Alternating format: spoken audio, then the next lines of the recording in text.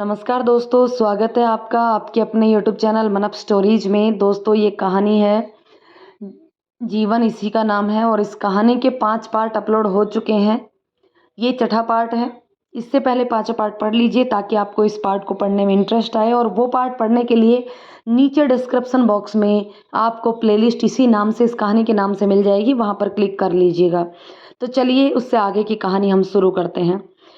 लड्डू ने उसके जख्म देखे थे तो उसको लड्डू ने नर्स को बताया और नर्स ने कहा कि ऐसे बहुत सारे जख्म हैं इसके शरीर पर। उससे आगे शुरू करते हैं।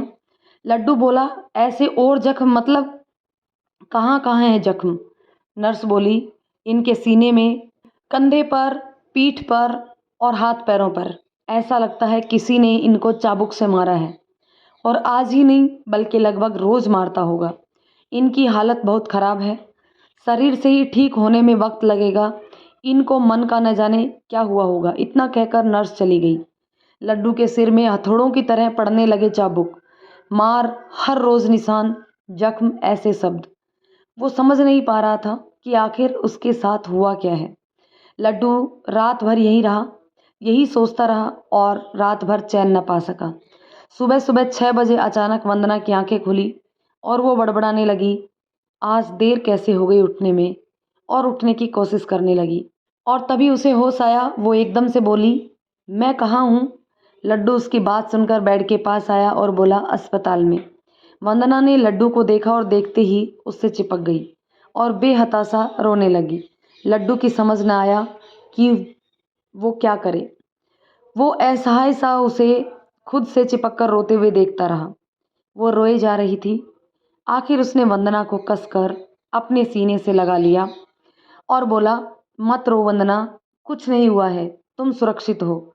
लड्डू के मुंह से यह शब्द सुनकर वंदना एकदम से उससे अलग हो गई और बोला, मुझे क्यों बचाया, मर जाने देते। फिर लड्डू का हाथ पकड़कर बोली, बोलो, क्यों बचाया, मर जाने देते लड्डू। और लड्डू के कंधे पर सिर रखकर फिर से रोने लगी। लड्डू ने पहली बार वंदना के मुंह से अपना नाम सुना था। वो भरी हुई आंखों से हंस दिया। इधर वंदना उसके कंधे से लगे रोए जा रही थी और बोलती जा रही थी, अपने प्यार का गला घोंट दिया तुम्हारी मोहब्बत के आगे, अपने माता पिता की इच्छा, उनकी आज्ञा को मान दिया। तुम्हारा दिल तोड़कर वंदना किसी और की हो गई। मुझे इसी की सज़ा मिली है। मैं बहुत बुरी हूँ, है नो लड्डू? तुमसे दूर, मुझसे दूर रहो लड्डू, बार बार कहकर उसे खुद से दूर धकेल कर बिस्तर पर गिरकर रोने लगी। लड्डू बस उसे देख रहा था। उसकी मोहब्बत का इजहार वंदना ने किया था, वो भी इस तरह। और इधर वंदना बेसुध हो गई। लड्डू उसके पास गया और बोला, वंदना, वंदना। उसे होश में ना आते देख वो चिल्लाया, नर्स। नर्स आई और डॉक्टर भी आया। उन्होंने लड्डू को बाहर जाने को कहा। वो बाहर जाना नहीं चाहता था, परंतु फिर भी उसे जाना पड़ा। वो बाहर तड़पता रहा और डॉक्टर बाहर आया और बोला, कमज़ोर है इसलिए बेहोश हो गई है, 1 घंटे बाद होश आ जाएगा। और 1 घंटे बाद होश आया तो वो कुछ न बोली और लड्डू को देखकर नज़र घुमा ली। लड्डू कुछ कहता उससे पहले ही सब आ गए और उससे बातें करने लगे और लड्डू बस देखता ही रहा अपनी वंदना को। ज़िंदगी जितनी परीक्षा लेती है शायद उतनी कोई नहीं लेता, और जब हमें लगता है कि हम पास हो गए, दूसरी शुरू हो जाती है। मगर जीवन परीक्षाओं का ही नाम है। आखिर जीवन इसी का नाम है। वंदना को अस्पताल में 4 दिन रहना था। बहुत मना किया सबने और वंदना ने तो साफ मना किया, मगर लड्डू नहीं माना। वो अस्पताल से हिला भी नहीं। 4 दिन तक बिना एक शब्द बोले वंदना की सेवा करता रहा, उसका ख्याल रखता रहा। वंदना बहुत कोशिश करती कि उसे लड्डू को तकलीफ़ न देनी पड़े, और वो सोचती कि लड्डू से ना कहे, मगर लड्डू बिना कहे सब समझ जाता और जो काम खुद कर सकता वो कर देता और जो काम ना कर पाता नर्स को बुला लाता। एक पल को भी वंदना के सामने से न हिलता। वंदना उसे यूं तो नहीं देखती, मगर जब वो उसे नहीं देख रहा होता तो नज़रें नहीं हटाती। उसने आशा से कहा कि लड्डू से बोले वो चला जाए, तो आशा ने कहा, वो तुम्हारे सामने नहीं आएगा मगर रहेगा यहीं, वो नहीं मानेगा। पूरे 1 दिन वंदना के कहने पर लड्डू वाकई सामने नहीं आया, मगर अगले दिन सुबह सुबह वंदना ने खुद लड्डू को उसका नाम लेकर पुकारा और वो यूं दौड़ा आया जैसे उसे ज़िंदगी मिल गई। देखा तो वंदना ने खुद उठने की कोशिश की और कमजोरी के कारण गिर पड़ी। लड्डू ने उसे उठाया और दो चार बातें भी सुना दी और फिर नहीं हिला उसके सामने से। लड्डू उसके लिए जो भी करता वो उसे देखती रहती। वो उसे खाना खिलाता, नाश्ता कराता और उठाकर वॉशरूम भी ले जाता और नर्स की मदद से वो सब कर लेती। वो इतनी देर वंदना सब उसे उसे बस निहारती ही रह जाती। 4 दिन हो गए। आशा ने जब देखा कि कमजोरी और है तो उसे अस्पताल में ही रखने को कहा। तो लड्डू ने कहा, अपनों के बीच अपनों की सेवा में रहेगी तो जल्दी ठीक होगी, ना कि अस्पताल में रहकर। आशा मान गई। वैसे भी वो इतने दिनों से लड्डू का ख्याल रख रही थी। वो अपना ख्याल नहीं रख रहा था, इसलिए उसे वक्त पर खाना ज़बरदस्ती खिलाकर जाती थी। उसने कहा, ठीक है, शाम को वंदना को घर ले चलेंगे। शाम हुई, आशा पेपर बनवाने गई। शारदा ने सारा सामान पैक किया और कुछ लेने बाहर गई। लड्डू और वंदना कमरे में अकेले थे। लड्डू भी बाहर जाने लगा तो वंदना ने उसे रोका। वो बोली, लड्डू, भूल क्यों ना गए तुम मुझे? लड्डू ने यह सुना तो रुक गया। वो बोला, सांस लेना कैसे भूलता है कोई? वंदना ने जब ये सुना तो उसकी आंखें भर गई। अपनी आंखों को पोंछते हुए बोली, जब ऐसा ही था तो एक बार भी कहा क्यों नहीं? लड्डू इस बार उसके सामने आया और बोला, अगर कह दो तुम नहीं जानती थी तो मानूंगा कि मैंने नहीं कहा। वंदना ने सिर उठाकर लड्डू को देखा। उसकी नज़र में वही प्यार था जो उसने पहली मुलाकात में महसूस किया था। उसने अपनी नज़र हटा ली। वो इसलिए ही तो किसी से शादी कर पाई थी कि लड्डू ने कुछ भी नहीं कहा था। डरती थी वो अगर लड्डू से अगर जुबान से कह दिया तो वो मना नहीं कर पाएगी उसे। उसे याद आया वो दिन जब आशा के पापा और माँ ने ये खबर सुनाई थी और वो पूरी शाम इस बात का इंतज़ार करती रही कि लड्डू उससे कुछ कहेगा और वो सबका विरोध कर लेगी, मगर लड्डू ने कुछ नहीं कहा। और उसने भी ये जानते हुए भी कि लड्डू उसे प्यार करता है, शादी के लिए हामी भर दी और खुद को पत्थर बना लिया। आशा के कुछ कहने पर उसने भले मना कर दिया था, मगर दिल से तो वो सदा लड्डू की ही रही। वंदना की आंखों में आंसू भर गए। उसने अपने घुटनों में अपना सर छुपा लिया। वंदना ने अब तक सच किसी को नहीं कहा था। जिसने भी पूछा उसने कह दिया कि उसे चक्कर आ गए थे, मगर उसके घाव सिर्फ और सिर्फ लड्डू ने देखे थे, बाकी किसी ने भी नहीं। तो वंदना को बैठे देख रहा था और उसे देखते देखते बोला, उम्मीद है एक रोज़ सच बोलोगी और जिस संताप से गुजर रही हो उस संताप को दूर करने में मेरी मदद ज़रूर लोगी। मुझसे कभी भूल कर कभी लगा हुआ हो तो इतना हक ज़रूर देना वंदना। इतना कहकर वो बाहर को चला गया और वंदना अपने घुटनों पर सर झुकाए बस रोती रही। उसके साथ क्या हुआ था उसे अपने सीने में दबाए। वंदना को घर आए अब 1 महीना भर हो गया था। किसी ने उसकी खबर भी नहीं ली थी, यहाँ तक कि उसके माता पिता ने भी नहीं। आखिर एक दिन बलराम ने कहा, आशा, अपने चाचा जी से वंदना के विषय में पूछो तो, क्या उन्हें खबर है इन सब की? आशा ने अपनी चाची को फ़ोन किया और जो सुना उसके बाद उसका गुस्सा फूट पड़ा। वो फ़ोन रखते ही अपने कमरे में आई और बड़बड़ाने लगी। आखिर क्या समझते हैं माता पिता बेटियों को? सिर्फ एक बोझ से ज़्यादा कुछ नहीं। ब्याहने के बाद सोचते हैं बोझ उतर गया, फिर भले ही वो नरक सा जीवन ही जी रही हो, ससुराल में पलटकर पूछते भी नहीं हैं कि बेटी जिंदा है या मर गई। ऐसे ही बड़बड़ाती रही रही थी आशा। बलराम ने देखा तो उसे जोर से अपने गले से लगा लिया और उसे शांत किया। वो बलराम के गले से लगते ही खूब रोने लगी। उसे इस तरह बड़बड़ाते और रोते लड्डू ने सुन लिया था। उसे बहुत गुस्सा आया और वो वंदना के लिए पानी लेने गया था। वंदना अब बिल्कुल ठीक थी, मगर दवा अब भी चल रही थी, जिसका ख्याल लड्डू अब भी रखता था। वंदना छत पर थी। लड्डू ग्लास लेकर आया और रखने की बजाय उसे पटक दिया और गुस्से में दवा की पुड़िया खोली और दवा रखकर जाने लगा। तो कपड़े टांगती हुई वंदना बोली, कौन सी बात पर इतना गुस्सा आ रहा है? लड्डू ने पहली बार वंदना से गुस्से में बात की और इसलिए वो गुस्से में बोला, तुम कौन सा सब बताती हो मुझे जो मैं बताऊं? वंदना ने लड्डू को देखा। पहली बार लड्डू बहुत गुस्से में था। उसने गोली खाई और बोली, ठीक है, आज तुमको सब बताऊंगी। फिर जो निर्णय ठीक समझो ले लेना मेरी बाकी ज़िंदगी के लिए। आज तुम्हें ये जिम्मेदारी सौंपी। और मुस्कुराकर लड्डू की तरफ देखा। लड्डू दरवाजे से टिक कर खड़ा था। वंदना ने कहना शुरू किया, बचपन से ही मेरे घर में लड़कियों के लिए हर कदम पर पाबंदी थी। मेरे पापा दादा दादी के साथ गांव में रहते थे। उनका पढ़ने में मन न लगा। दूसरी तरफ मेरे चचेरे दादा के बेटे मतलब आशा दीदी के पिता और मेरे ताऊजी बहुत होशियार थे, तो उनके पिता ने तय किया कि वो अपने बेटे के लिए शहर में रहेंगे और ताऊजी को लेकर शहर में आ गए। मेरे पिताजी गांव में ही रह गए। हम 3 भाई बहन हैं, 2 भाई और 1 बहन, जबकि आशा दीदी इकलौती है। उनके पिता ने उन्हें खूब पढ़ाया। मेरे पिता ने मेरे भाइयों को पढ़ाया, मगर मुझ पर हर कदम पर रोक लगाई। बहुत मुश्किल से ताऊजी के कारण मैं पढ़ सकी। पढ़कर कुछ बनने का सपना छोटे से ही आशा दीदी को देखकर मेरे मन में आया और ताऊजी को देखकर वकील बनने का। इसलिए 12th के बाद शादी का दबाव बनने पर भी शादी के लिए तैयार ना हुई और पढ़कर LLB करने की सोच ली। तो BA किया और एडमिशन ले लिया। एडमिशन हुए कुछ दिन हुए थे कि पता चला आशा दीदी की शादी हो रही है, वो भी डॉक्टर बनने के बाद, और शादी के बाद वो एक बड़ी डॉक्टर बनेगी। मन में सपना उड़ान भरने लगा। जब आशा दीदी की शादी में आई तो पाबंदियों के बीच आई थी। किसी की तरफ देखने पर भी मनाही थी, मगर मेरी 2 निगाहों ने तुमको देख लिया। न जाने कब तुम्हारी हो गई वंदना, पता ही न चला। इतना कहते ही उसे खांसी आ गई।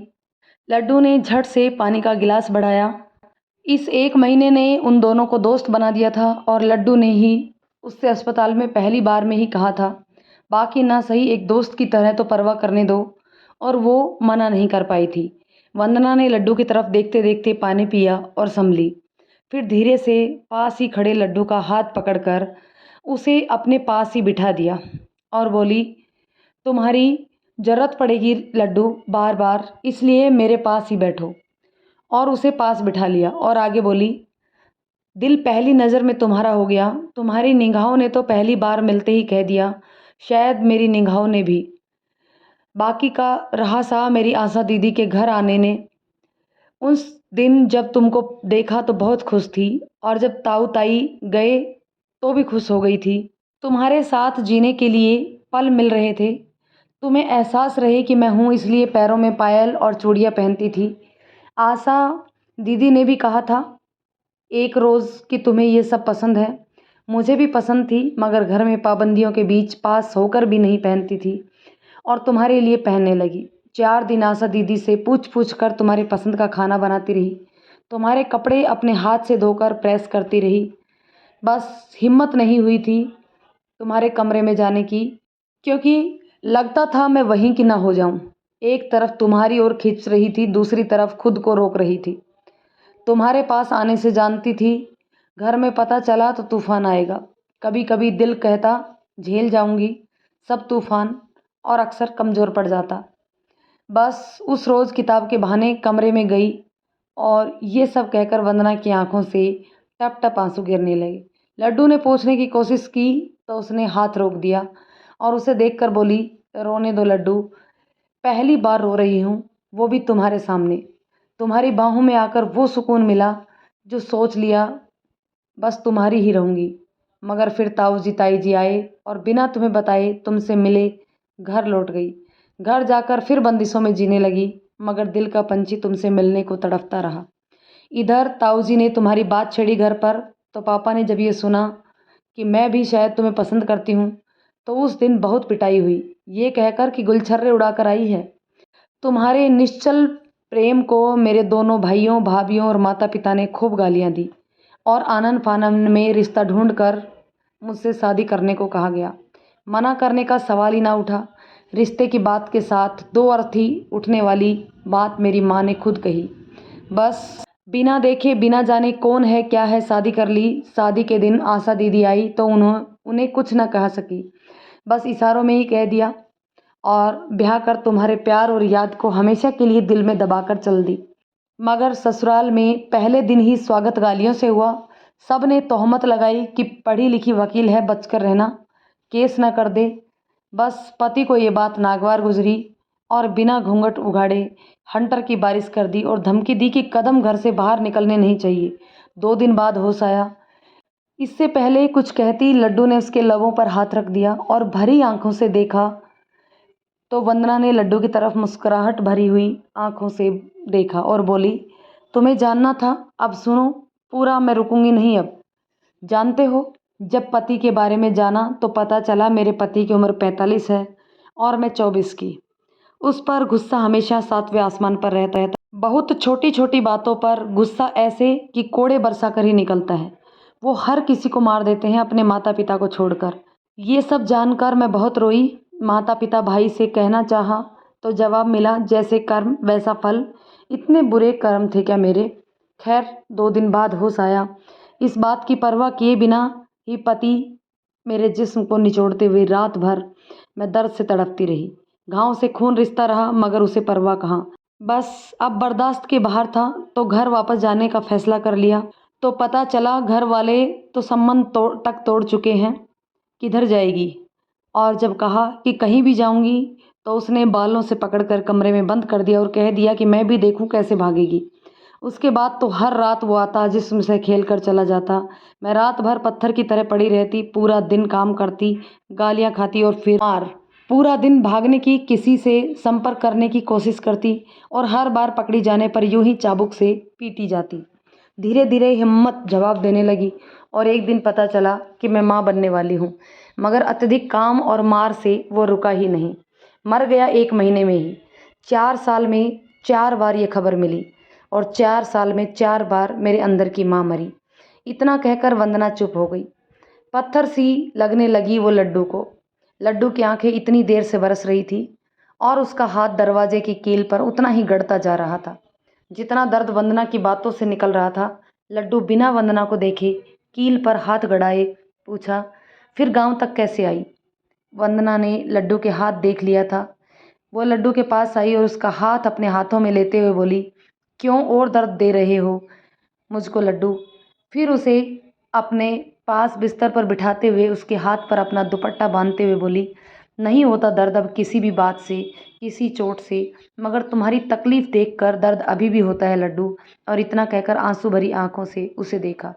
लड्डू ने झट से उसे अपने गले से लगा लिया और खूब रो गया। वंदना भी खूब रोती रही, काफ़ी देर तक उसके सीने से लगी रही और फिर रोते हुए ही वो बोला, सब सहती रही तुम, एक बार भी मुझे याद नहीं किया। वंदना लड्डू के गले से हटते हुए उसके हाथ में कपड़े की गांठ बांधते हुए बोली, अभी तक जीवित हूँ क्योंकि तुम्हें याद किया। जानते हो, एक दिन तुम्हारी बहुत याद आई और मैं बहुत रोई। जब रोना बंद हुआ तो पानी पीने आई और तभी दरवाज़ा खुला दिखा और मैं भाग आई। जब तक उस गांव से निकली तब तक भागती रही और भागकर इधर का रास्ता मिला, इस गांव में आ गई। मुझे तो पता ही नहीं था कि ये तुम्हारा गांव है।